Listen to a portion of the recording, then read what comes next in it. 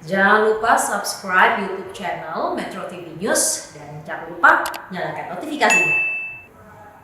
Presiden Joko Widodo mengatakan Indonesia membutuhkan minimal 67% penduduk divaksinasi untuk mencapai herd immunity. Apakah perhitungan minimal ini bisa membebaskan Indonesia dari pandemi COVID-19?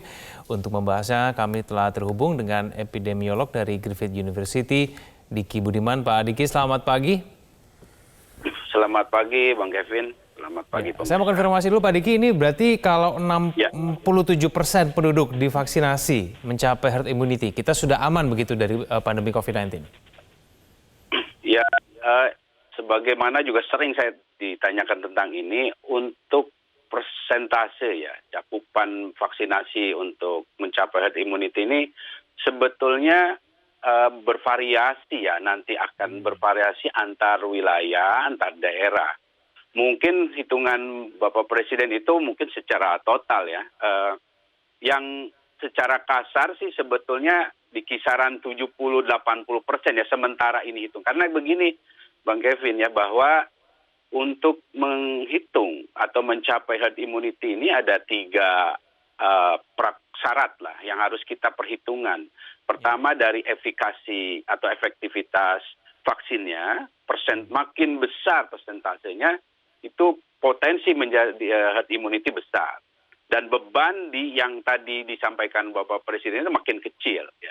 Kemudian kedua adalah angka reproduksinya. Angka reproduksi dari wilayah situ. Jadi bagaimana artinya dengan status pengendalian pandeminya. Kalau angka reproduksinya besar, ya, apalagi seperti waktu 2018 Ebola itu tinggi hampir 4, vaksinasinya gagal saat itu. Ya, jadi angka reproduksinya harus kita turunkan. Ini yang saya sebutkan ini jadi PR juga. PR kalau misalnya belum ada ya kita tunggu. Kalau saat ini misalnya angka reproduksi tinggi harus kita turunkan. Nah, ketiga adalah cakupan dari vaksinasinya. Artinya semakin besar penduduk yang mau dan bisa divaksinasi, peluang mencapai herd immunity itu semakin besar. Nah, 3 ini menjadi kombinasi sebetulnya secara rumus matematikanya sederhana, tapi ini bervariasi antar daerah. Dan itu sangat jelas untuk wilayah-wilayah di Indonesia, sehingga perlu mapping ya, perlu mapping. Jadi di luar bahwa vaksin gratis, vaksin ada yang efektif. Nah, kita ini harus membuat satu analisa, kemudian mapping, sehingga nanti penentuan skala prioritas daerah itu akan benar-benar dimulai dari yang potensi keberhasilannya jauh lebih besar. Ini itulah sebabnya angka persentase yang disebut cakupan tadi saya kira akan perlu dihitung per wilayah atau setidaknya per provinsi lah begitu. Bang Kevin. Pak Diki, kita akan dengarkan dulu pernyataan terbaru Presiden Joko Widodo mengenai vaksin berikut ini. Vaksin nanti tidak dipungut biaya alias gratis. Mungkin nanti akan ada pemberitahuan dari puskesmas atau dari kelurahan mengenai kapan kita harus vaksinasi. Karena vaksinnya sudah ada di negara kita, tinggal mulai kapan. Jadi vaksinasi itu untuk semua rakyat tidak terkecuali, semuanya, supaya kita bisa kembali hidup normal. Dan juga tidak ada kaitannya dengan anggota BPJS, karena ada isu, ini yang divaksin hanya yang memiliki kartu BPJS, enggak. Semuanya, seluruh warga bisa mengikuti vaksinasi, tapi memang nanti diatur oleh kelurahan atau oleh puskesmas dari dekat kita. Yang hadir di sini mau semuanya divaksin? Tunjuk jari yang mau divaksin? Ada yang enggak tunjuk jari berarti enggak mau? Mau semuanya. Syukur, karena ini vaksin ini juga sudah sejak awal 6 bulan yang lalu juga diikuti dari MUI, Majelis Ulama Indonesia, juga dari Kementerian Agama. Jadi jangan sampai ada kekhawatiran mengenai halal dan tidak halalnya vaksin ini. Ini dalam keadaan darurat kita karena pandemi COVID ini. Mengerti kenapa harus minimal paling tidak 70% yang disuntik supaya terdapat yang namanya kekebalan komunal, yang namanya herd immunity. Jadi kalau 70% dari Bapak Ibu ini misalnya yang kumpul di sini ini satu RT, ya kan, sudah divaksin 70%, yang 30% nggak divaksin itu sudah aman karena sudah dipagari oleh yang divaksin. Itu yang namanya kekebalan komunal atau herd immunity. Sehingga saya tanya saya lagi, siapa yang hadir di sini nanti ingin divaksin? Tadi kok nggak mau gini. Saya harapkan semuanya mau, tidak ada yang menolak.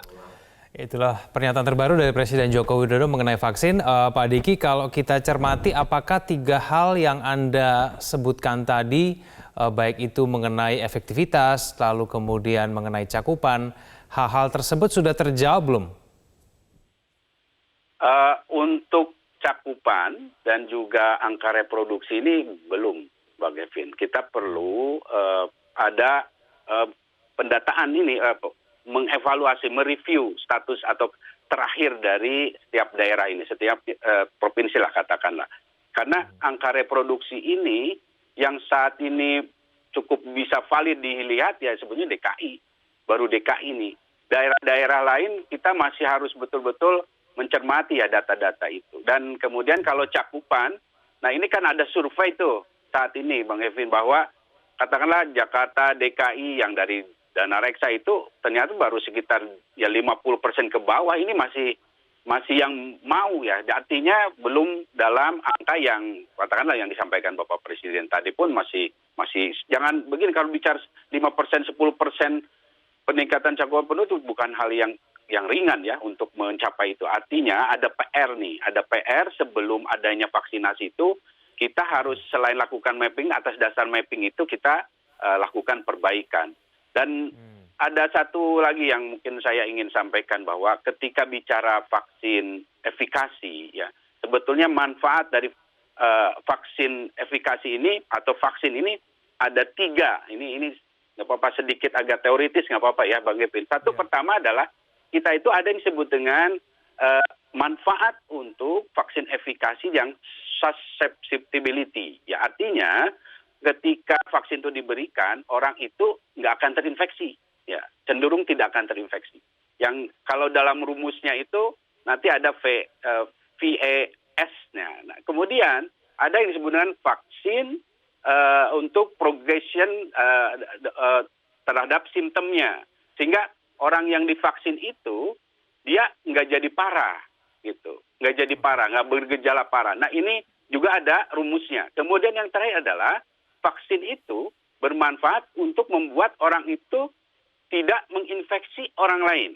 Nah kalau kaitan dengan herd immunity, ini yang akan kita lihat adalah vaksin yang susceptibility tadi yang membuat orang itu tidak terinfeksi. Yang kedua adalah vaksin efikasi untuk membuat orang itu tidak menginfeksi orang.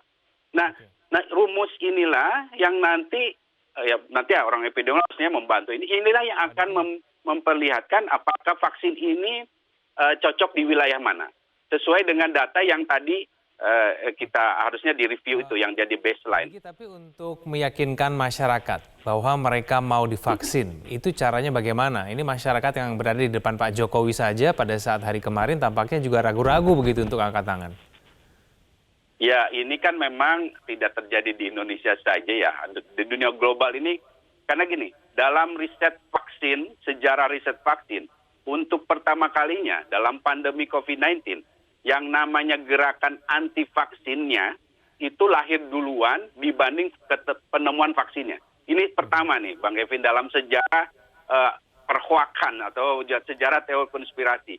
Nah artinya memang tantangannya besar untuk pemerintah melakukan strategi komunikasi risiko sebelum program vaksinasi dan selama program, bahkan setelah program vaksinasi.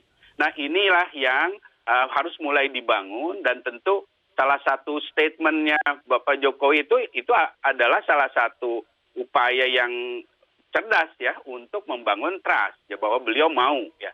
Hanya satu yang perlu kita terus perbaiki ini, jangan sampai ada pihak-pihak yang menyampaikan masalah ya nanti ada Prof. Kusnandi misalnya.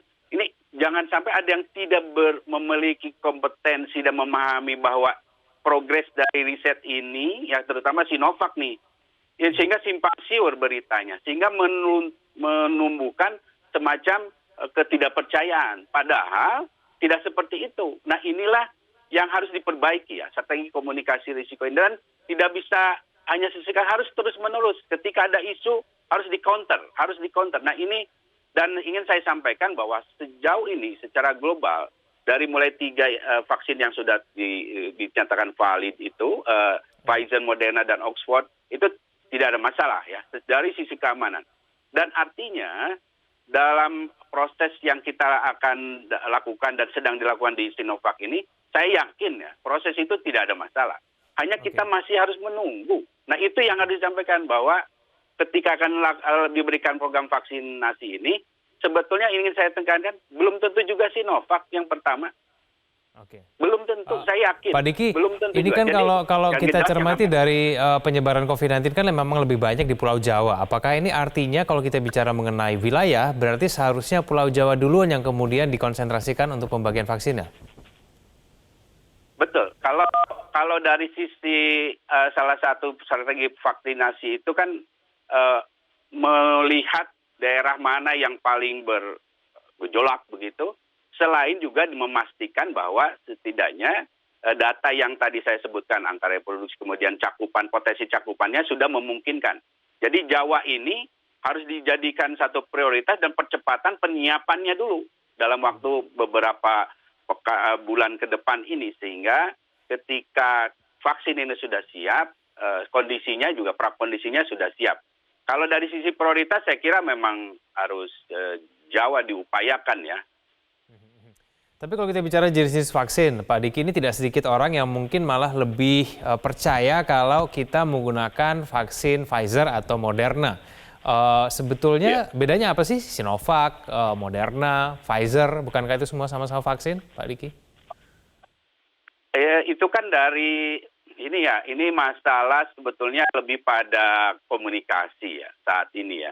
Dari sisi jenis risetnya kan memang jelas ada messenger RNA, dan yang sebetulnya saya ingin tambahkan, kenapa saya selalu bilang sangat layak menunggu riset vaksin Sinovac, karena nanti Prof. Kusnandi lebih bisa menjelaskan. Tapi dari pengalaman saya dalam 17 tahun di ilmu perwabahan ini pada level global, vaksin dengan jenis riset yang dilakukan seperti Sinovac itu proteksinya lebih lengkap dibanding vaksin kasarnya messenger RNA.